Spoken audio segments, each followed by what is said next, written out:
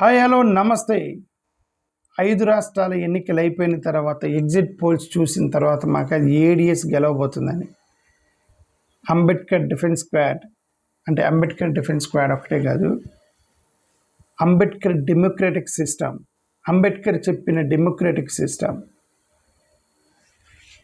అందుకే మేము ఏడీఎస్ అని పెడతానికి చాలా కారణాలు ఉన్నాయి.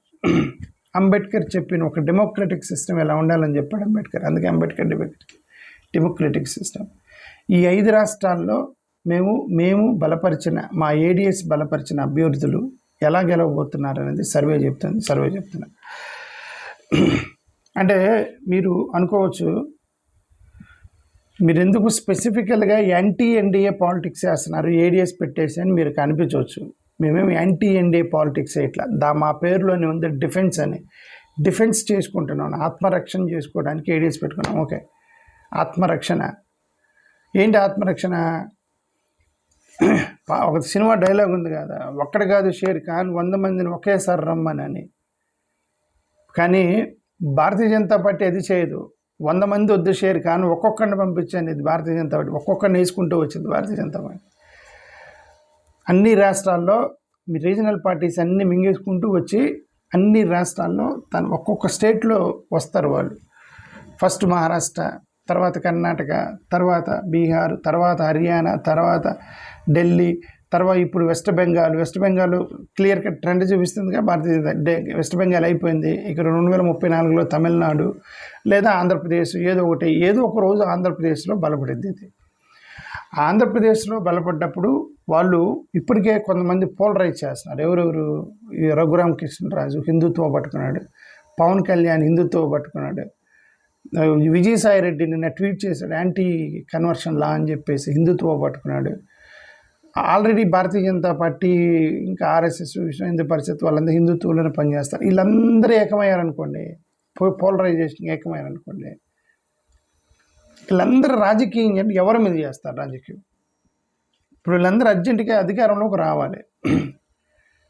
వెస్ట్ బెంగాల్లో 33%, 33% వెస్ట్ బెంగాల్లో 33% ముస్లిమ్స్ ఉన్నారు. కాబట్టి ఏ పాలిటిక్స్ చేశారు వెస్ట్ బెంగాల్లో? ముస్లిమ్స్ ఇన్ఫిల్ట్రేటర్స్ అది ఇది అని చెప్పి పాలిటిక్స్ చేశారు వెస్ట్ బెంగాల్లో. 33% ఉన్నారు ముస్లిమ్స్. అక్కడ గెలవటానికి ముస్లిమ్స్ మీద పడ్డారు. ఆంధ్రప్రదేశ్లో బీజేపీ కానీ ఆర్ఎస్ఎస్ కానీ ఇట్లాంటి హిందుత్వ పాలిటిక్స్ చేసేటువంటి పవన్ కళ్యాణ్ కానీ విజయసాయి రెడ్డి కానీ ఇప్పుడు కొత్తగా వచ్చినటువంటి రఘురామకృష్ణరాజు కానీ వీళ్ళు రాజకీయంగా ఎదగాలంటే ఎవరి మీద పడతారు? క్రిస్టియన్స్ మీద పడతారు, ఎస్సీ ఎస్టీల మీద పడతారు, ఆదివాసీలు దళితుల మీద పడతారు. వీళ్ళు ఎందుకు? వాళ్ళ రాజకీయం పైకి రావాలంటే అక్కడే చేయాలి. వాళ్ళు రిజర్వేషన్స్ వద్దు మాకు మెజారిటీ కిల్ అవుతున్నారని చెప్పేసి ఎవరి మీద రాజకీయం చేయాలి? రిజర్వేషన్స్ తీసుకుని ఎస్సీ ఎస్టీ బీసీల మీద రచ్చగొట్టాలి. ఎందుకు? వాళ్ళ యొక్క ఇది కావాలి, సపోర్ట్ కావాలి. అండ్ అందుకే అల్టిమేట్గా ఎవరు సఫర్ అయ్యేది? మేము. ఎందుకు మీరు ఏడీఎస్ పెట్టారనంటే అందుకే ఇప్పుడు మీరు పైకి రావడానికి, రాజకీయంగా ఎదగడానికి ఇప్పుడు ఎవరి మీద మీరు రాజకీయం చేయబోతున్నారు భవిష్యత్తులో అంటే మా మీద రాజకీయం చేస్తారు మీరు. Otherwise you don't have any scope to do politics to grow in Andhra Pradesh. That's why it is Ambedkar defence squad, it is advanced defence squad కూడా మేము ముందుగానే పెట్టుకొని రెడీగా ఉన్నాం. ఆ ఏడీఎస్ని పెట్టుకొని ఇప్పుడు వీళ్ళందరూ రాజకీయంగా ఎదగటానికి రేపు పొద్దున రిజర్వేషన్స్ మీద పడతారు, మెరిట్ పోతుందని మా ఉద్యోగాలు పోతాయి. ఓకే, ఈ పొద్దున మైనారిటీ అని చెప్పి క్రిస్టియన్స్ మీద పడతారు హిందువుల ఓట్ల కోసం. క్రిస్టియన్స్ మీద కోపం ఉండకపోవచ్చు, హిందువుల ఓట్ల పోలరైజ్ చేయాలి. ఏం చేయాలి? క్రిస్టియన్స్ అని తిట్టాలి, రెచ్చగొట్టాలి. వెస్ట్ బెంగాల్లో ముస్లిమ్స్ని కొట్టారు, ఇక్కడ ముస్లిమ్స్ 10%, క్రిస్టియన్స్ 20-30% ఉన్నారు, majority vote bank. So they torture Christians in Andhra Pradesh for political growth. So మేము అందుకే ఏడీఎస్ పెట్టి అడ్వాన్స్డ్ డిఫెన్స్ స్క్వాడ్ పెట్టుకొని కూర్చున్నాం. ఓకే, సో వీళ్ళందరూ అందుకని మేము వచ్చేసాం. సరే, ఇప్పుడు అక్కడ పోల్స్ కొద్దాం. ఈ 5 రాష్ట్రాల్లో జరిగిన పోల్స్ మేము సపోర్ట్ చేసిన మా మద్దతుదారులు ఎవరు? ఇప్పుడు మాకు సపోర్ట్ చేసిన మద్దతుదారులు అంటే ఎన్డీఏకి అపోజిట్గా మేము ఉంటాం. ఇప్పుడు ఎన్డీఏ ఎందుకు? మత రాజకీయాలు చేస్తున్నారు కాబట్టి, కమ్యూనల్ పాలిటిక్స్ చేస్తున్నారు కాబట్టి మేము సెక్యులర్గా ఉండాలి, అందరు సమానము, మానవత్వవాదం గురించి మేము మాట్లాడదాం. ఏడీఎస్ మాట్లాడుద్ది కాబట్టి వాళ్ళకి ఎన్డీఏకి అది వ్యతిరేకంగా ఉంటాం. ఇప్పుడు మాట్లాడుతున్నా కేరళలో it doesn't matter for ADs. ఎవరు గెలిచినా ఎవరు ఓడిపోయినా మా ఏడీఎస్కి పెద్ద ఏం లేదు. ఇద్దరు ఇండియా బ్లాక్ వాళ్ళే, ఇద్దరు సెక్యులర్ వాదులే. కాకపోతే ఎల్డీఎఫ్ వాళ్ళు లాస్ట్ మూమెంట్లో వెళ్ళి ఒక నేషనల్ దానికి సపోర్ట్ చేశారు. నరేంద్ర మోడీ గారికి సపోర్ట్ చేస్తే గొడవ చేశారు. ఎన్నికల ముందు నాకెందుకని విత్డ్రా చేసుకున్నాడు అతను విజయన్. అది తప్ప. బట్ ఇద్దరు కూడా ఇండియా బ్లాక్ వల్ల సెక్యులర్ వాదులే ఇద్దరు కూడా. సో కాబట్టి ఇట్ డజంట్ మ్యాటర్ అది ఎవరు గెలిచిన ఎల్డీఎఫ్ అయినా యూడీఎఫ్ అయినా. బట్ అయినా యూడీఎఫ్ గెలిచిద్దని వీళ్ళు చెప్తున్నారు. ఎగ్జిట్ పోలర్స్ అనేది మేము పెద్దగా పట్టించుకోము. ఎందుకంటే ఎగ్జిట్ పోలర్స్ని గత 5-10 సంవత్సరాల నుంచి ఎగ్జిట్ పోల్స్ మాత్రం తప్పవుతున్నాయి. ఏం చేస్తున్నారో ఎవరికి తెలియదు. Plan A, plan B, plan C, plan D, plan DF. Plan A manipulations of EVMs, no అది చేయలేదన్నారు. ప్లాన్ బి ఎక్కడ 1000 ఓట్లు యాడ్ చేసి, 1000 ఓట్లు ఫేక్ ఓట్లు యాడ్ చేసి పెద్ద ప్రజెంటేషన్ ఇచ్చాడు అతను, అపోజిషన్ నాయకుడు. ఫేక్ ఓట్లు యాడ్ చేసి తర్వాత ఈవీఎంలు యాడ్ చేసి దాన్ని ఆల్రెడీ తీసుకొచ్చిన ఎడిషనల్ ఈవీఎంలు యాడ్ చేసి సో అది ఒకటి పెట్టారు. ఓకే, ఏదో ఒకటి చేంజ్ చేసో ఏదో ఒకటి చేశారు. అది ప్లాన్ అది లేదు, అది బయట పెట్టాడు అపోజిషన్ నాయకుడు, బయట పెట్టాడు దాన్ని. ఇప్పుడు ప్లాన్ సి ఎస్ఐఆర్ పేరుతోటి ఓట్లు, మన ఓట్ల నుంచి వాళ్ళ ఓట్లు తీసేయటం. సెకండ్ ప్లాన్లో యాడ్ చేయటం, అది పట్టుకున్నారు కాబట్టి డిలీట్ చేయటం. Second third plan. బట్ ఇట్లా ఎన్ని ప్లాన్లు ఉన్నాయో మనకు తెలియదు, ఎలా గెలుస్తున్నారో తెలియదు. Ultimately they are winning. ప్రజాస్వామ్యం చనిపోతుంది. అందుకే అంబేద్కర్ డెమోక్రటిక్ సిస్టమ్ని చంపేస్తున్నారు. అది జరగకుండా ఉండాలంటే ప్రజాస్వామ్యబద్ధంగా అందరూ గెలవాలని మేము కోరుకుంటున్నాము. అలా గెలవాలనే మేము కోరుకుంటున్నాం. కాబట్టి కేరళలో ఎవరు గెలిచినా పర్లేదు, డెమోక్రటిక్గా జరిగిద్దని మేము అనుకుంటున్నాం అక్కడ. ఎందుకంటే 2 ఇండియా బ్లాక్ వాళ్ళు కాబట్టి. Where as comes to the rest 4 states are major important. మా ఏడీఎస్ కన్సర్న్ ఏంటంటే, మిగతా 4 రాష్ట్రాల్లో ఏడీఎస్ కన్సర్న్ ఏంటంటే, పుడుచ్చేరి వదిలేండి ఒక చిన్న రాష్ట్రం, పోనీ డైరెక్ట్గా భారతీయ జనతా పార్టీ కాదు, ఏదో చిన్న regional parties, local political parties alliance with Bharatiya Janata party and this side alliance with Congress and DMK. Doesn't matter. Ruling state ఏదో రూలింగ్ పార్టీ గెలిచిద్ది అంటున్నారు. ఒక చిన్న స్మాల్ స్టేట్ కాబట్టి లెట్ ఇస్ ఇగ్నోర్ పుడుచ్చేరి.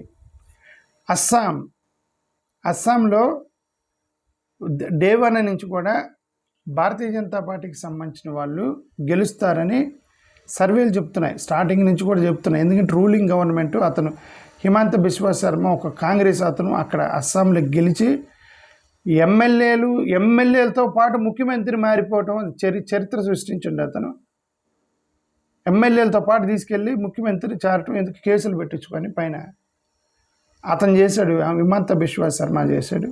డెమోక్రసీని చంపేశారు. అంబేద్కర్ చెప్పిన డెమోక్రసీ అది కాదు. ప్రజాస్వామ్యబద్ధంగా ఎవరైతే ఓట్లు వేస్తారో, ఏ పార్టీ మీద అయితే గెలుస్తారో ఆ పార్టీ మీదే ఉండాలి. ఎవరికైతే ఓటు వేస్తారో వీళ్ళు ఆ సిద్ధాంతానికి కట్టుబడి ఉండాలి. అది అంబేద్కర్ చెప్పిన డెమోక్రటిక్ సిస్టమ్. అది ఏడీఎస్ అదే. ఎలక్షన్ కమిషన్ ఆఫ్ ఇండియా వాళ్ళు పోల్ షెడ్యూల్ మార్చి ఫేజ్ స్ట్రక్చరింగ్ని మొత్తం చేసి బీజేపీకి ఫేవరబుల్గా పోల్ షెడ్యూలింగ్ చేశారనేటువంటి ఆరోపణలు ఉన్నాయి. ఎవరైనా కంప్లైంట్ చేస్తే టక్కనే కాంగ్రెస్ వాళ్ళ మీద యాక్షన్ తీసుకున్నారు, బీజేపీ వాళ్ళ మీద యాక్షన్ తీసుకోవట్లేదని చెప్పేసి ఆరోపణలు ఉన్నాయి. ఎక్కడ అస్సాంలో చాలామంది కాంగ్రెస్ లీడర్స్ మీద ED, CBI, income tax rides జరిగాయి జస్ట్ బిఫోర్ ఎలక్షన్స్. భయపెట్టారు, ప్రెజర్ పెట్టారు.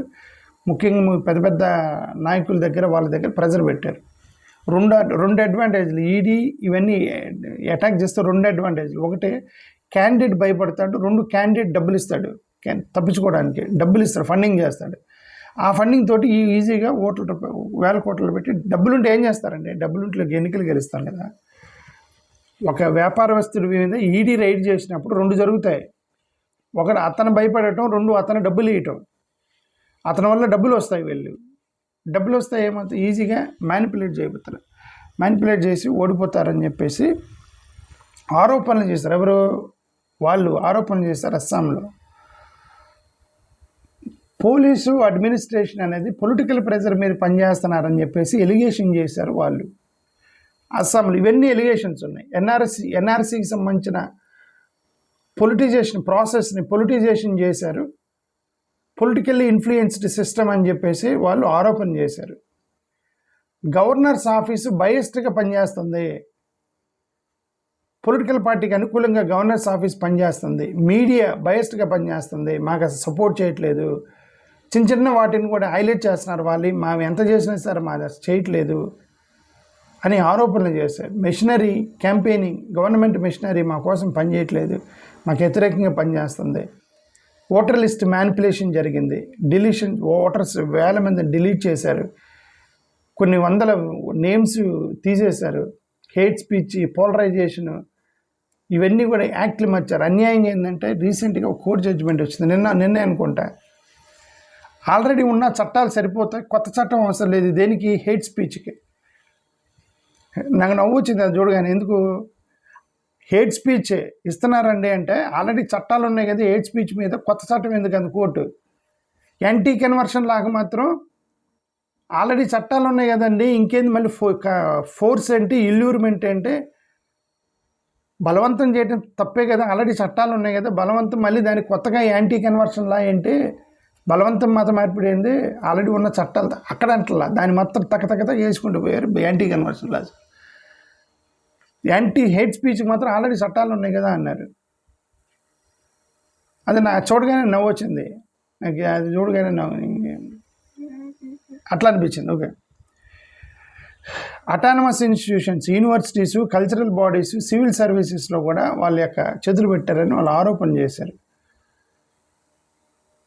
సో వెల్ఫేర్ స్కీమ్స్ కూడా స్ట్రాటజిక్గా బిఫోర్ ఎలక్షన్స్ చేశారని ఇవన్నీ కూడా ఆరోపణలు ఉన్నాయి. సరే, ఆరోపణలు ఉన్నా సరే ఏదైనా వాళ్ళైతే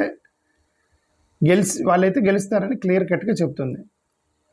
ఇక్కడ పెద్ద మేజర్ సమస్య 2 రాష్ట్రాలు, వెస్ట్ బెంగాల్ అండ్ తమిళనాడు. ఇవి 2 రాష్ట్రాలు it's going to be big this one. తమిళనాడులో డిఎంకే గెలిచిద్ది, మా ఏడిఎస్ గెలిచిద్ది తమిళనాడులో. ఎందుకు మా ఏడిఎస్ గెలిచిద్ది తమిళనాడులో? క్లియర్గా వాళ్ళు చెప్తున్నారు గెలిచిద్దని. గెలిచినప్పుడు కూడా there is a danger with విజయ్తో డేంజర్ అంటే అతను నా political opponent DMK, ideological opponent Bharatiya Janata party అన్నాడు. అతను చాలా స్మార్ట్ స్టేట్మెంట్ చేశాడు. My political opponent is DMK, ideological opponent is BJP. అంటే ఏ political party should come with ideology, దాన్ని విడదీసాడు అతను. Every political party should come with an ideology. అతను పొలిటికల్ పార్టీ వేరు, ఐడియాలజీ వేరు అన్నట్టుగా, ఇది వీళ్ళేమో పొలిటికల్ అపోనెంట్, వీళ్ళ ఐడియాలజికల్ అపోనెంట్ అని. ఫస్ట్ ఆఫ్ ఆల్ విజయ్కి ఒక ఐడియాలజీ లేదని అక్కడే అర్థమైపోయింది. ఓకే, ఇప్పుడు అతను ఏమంటాడు, రేపు పొద్దున బీజేపీకి మద్దతు ఇస్తాడు, ఒక 10-20 సీట్లు గెలవగానే బీజేపీలకు మద్దతు ఇస్తాడు. ఇప్పుడు విజయ్ ఏమంటాడు, నేను ఓన్లీ డిఎంకే పొలిటికల్ అపోనెంట్ అన్నాను, ఇది రాజకీయంగా నేను ఎందుకు సపోర్ట్ చేస్తాను, వీళ్ళ ఓన్లీ ఐడియాలజికల్ అపోనెంట్ మాత్రమే అన్నాను, పొలిటికల్ అపోనెంట్ కాదని పోయి బీజేపీ మద్దతు ఇస్తాడు విజయ్. ఆ డౌట్ ఉంది. క్లియర్ కట్ మెజారిటీ గెలిచినా సరే ప్రభుత్వాలు పడగొట్టిన చరిత్ర ఈ ఎన్డీఏ 2014 నుంచి ఎన్డీఏ గవర్నమెంట్కి వచ్చినాక కర్ణాటకలో గవర్నమెంట్ పడగొట్టారు, ఇక్కడ మణిపూర్లో పడిపోయింది, మహారాష్ట్రలో పడిపోయింది, 4-5 రాష్ట్రాల్లో గవర్నమెంట్లు పడగొట్టారు. ఇది క్లియర్ కట్ మెజారిటీ ఉంది వాళ్ళకి. మెజారిటీ ఉన్నా సరే కొంతమంది ఎమ్మెల్యేని లాగి కొట్టారు. ఇప్పుడు ఏఐడిఎంకే ఒక 80 వచ్చినా, విజయ్కి ఒక 20-30 వచ్చినా, ఇంకొక 10-15 మందిని లాగేసి డిఎంకే నుంచి గవర్నమెంట్లు పడగొట్టే ఛాన్స్ ఇంకా ఉంది భారతీయ జనతా పార్టీకి. They can do anything. కాబట్టి మరి భారీ మెజారిటీ వచ్చి డిఎంకే వాళ్ళు కనుక కొత్తగా గెలిచినటువంటి ఈయన ఎవరో విజయ్ పార్టీలో నుంచి కొంతమందిని, అప్పుడు వైఎస్ రాజశేఖర రెడ్డి గారికి, చిరంజీవి గారి పార్టీ నుంచి కొత్తగా గెలిచిన వాళ్ళు ఇంకెందుకులే అని చెప్పి ఎమ్మెల్యేలు మొత్తం లాగినట్టు రాజశేఖర రెడ్డి గారు ఇప్పుడు అలా స్టాలిన్ కనుక డిఎంకే టీవీకే నుంచి లాగి సేఫ్ జోన్లో ఉంటే పర్లేదు. ఇక్కడ రేవంత్ రెడ్డి చేశాడు. రేవంత్ రెడ్డి కూడా భారీ మెజారిటీ గెలవాల. అటు ఇటు ఎడ్జ్లోనే ఉన్నాడు రేవంత్ రెడ్డి. ఎడ్జ్లో ఉన్న రేవంత్ రెడ్డి ఏం చేశాడు, ఎమ్మెల్యేని లాగాడు సేఫ్ జోన్ కోసం. అట్లా డిఎంకే చేస్తే పర్లేదు. ఒకవేళ డిఎంకే నుంచి చేస్తే డిఎంకే గవర్నమెంట్ పడిపోయే అవకాశం ఉంది గెలిచినా సరే. కాబట్టి మనం వెయిట్ చేసి చూద్దాం ఏం జరిగిద్ది అనేది. The surprising package is Mamata Banerjee. మా ఏడీఎస్ని తమిళనాడులో, వెస్ట్ బెంగాల్లో మా ఏడీఎస్ని మీరు ఓడగొడతారేమో అని నాకు అనుమానం ఉంది మాకు. ఎందుకు ఇవన్నీ కూడా వెస్ట్ బెంగాల్లో తమిళనాడుకి టీఎంసీకి వ్యతిరేకంగా ఇచ్చారు. మేము టీఎంసీని సపోర్ట్ చేసాం. అదే చెప్తున్నాం కదా, ఎన్డీఏకి వ్యతిరేకంగా మేము సపోర్ట్ చేస్తాం. ఎన్డీఏ ఎక్కడుంటే అక్కడ వ్యతిరేకంగా సపోర్ట్ చేస్తాం మేము. ఎందుకనేది మీకు రీజన్ చెప్పారు. మళ్ళీ అంత ఎక్స్ప్లెనేషన్ అవసరం లేదు. ఎన్డీఏ వల్ల అధికారంలోకి రావాలంటే మీరు చేసే రాజకీయం 4 మీద చేస్తారు. 1 మైనారిటీస్ మీద చేస్తారు, 2 రిజర్వేషన్ల మీద చేస్తారు, 3 anti Dalit, anti minority, anti దిస్వని మీరు చేస్తారు. చేసినప్పుడు మొట్టమొదటి పోయేది మేమే. కరువు వచ్చినా, కాటకాలు వచ్చినా, మొన్న ఆకువీడి గొడవ వచ్చింది, ఎవరు ఓడిపోయారు? మాలోళ్ళు ఓడిపోయారు. మొన్న అక్కడెక్కడో రిలీజియస్ గొడవ వచ్చింది, ఎవరు ఓడిపోతారు? మాలోళ్ళు ఓడిపోతారు. ఎంఆర్ఓ ఆఫీసులు గొడవ వచ్చింది, ఎవరు ఓడిపోతారు? దళితులు ఓడిపోతారు. ల్యాండ్ భూముల దగ్గర గొడవలు వస్తాయి, ఎవరు ఓడిపోతారు? దళితులు ఓడిపోతారు. కొడతారు, ఎవరిని కొడతారు? దళితులను కొడతారు. ఎక్కడైనా సరే దళితులు యొక్క సఫరర్స్. ఇప్పుడు మీరు ఏ పాలిటిక్స్ చేసినా సరే sufferers will be Dalits, minorities, Adivasis, SC ST, backward communities. Sufferers political చేస్తాయి. కాబట్టి మేము ఎన్డీఏగా ఉండి మమ్మల్ని సెల్ఫ్ రెస్పెక్ట్, సెల్ఫ్ ప్రొటెక్షన్ చేసుకోవడానికి ప్రయత్నం చేస్తున్నాం. Biased development of central forces చేశారని వెస్ట్ బెంగాల్లో పెద్ద ఎలిగేషన్ చేసింది మమతా బెనర్జీ. ఏముంది?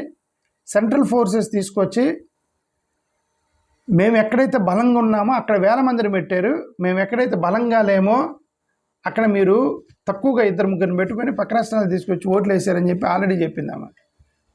ఎవరు? Mamata Banerjee. Biased central forces allegation చేశారు. వీళ్ళంతా రోజు అదే గొడవ వాళ్ళు అక్కడ వెస్ట్ బెంగాల్లో. టీఎంసీ ఓటర్స్ని మ్యానిపులేట్ చేశారు ఆ ఫోర్సెస్ ద్వారా అని చెప్పేసి చేశారు. మల్టీ ఫేజ్ ఎలక్షన్ ఎందుకు పెట్టారు? West Bengal population, Tamil Nadu population పెద్ద తేడా లేదు, 2 ఒకటే. 2 కూడా ఆల్మోస్ట్ ఇంచుమించుకు సేమ్ పాపులేషన్ ఉండిద్ది. వాళ్ళకి ఒకే ఫేజ్లో కంప్లీట్ చేసి మాకు 2 ఫేజ్లు ఎందుకు పెట్టావు? ఎందుకంటే టు మ్యానిపులేట్ అని చెప్పేసి వాళ్ళు ఎలిగేషన్ చేశారు వాళ్ళు, టీఎంసీ వాళ్ళు.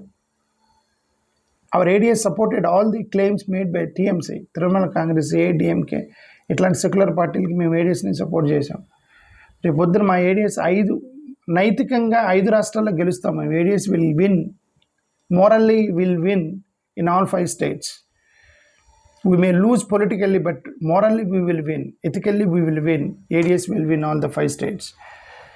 EC acting under central government influence అనే పెద్ద ఎలిగేషన్ చేశారు టీఎంసీ వాళ్ళు. టైమింగ్ ఆఫ్ పోల్స్ మేము కంప్లైంట్ చేస్తే మన టక్కన ఇదిగోండి టీఎంసీ వాళ్ళు ఇది చేశారంటే టక్కన యాక్షన్ తీసుకోవటం, బీజేపీ వాళ్ళు చేశారంటే స్లోగా వెళ్ళటం, అది చేశారని చెప్పి వాళ్ళు ఎలిగేషన్ చేశారు. మోడల్ కోడ్ ఆఫ్ కండక్ట్ని బయస్డ్గా చేశారు మీరు.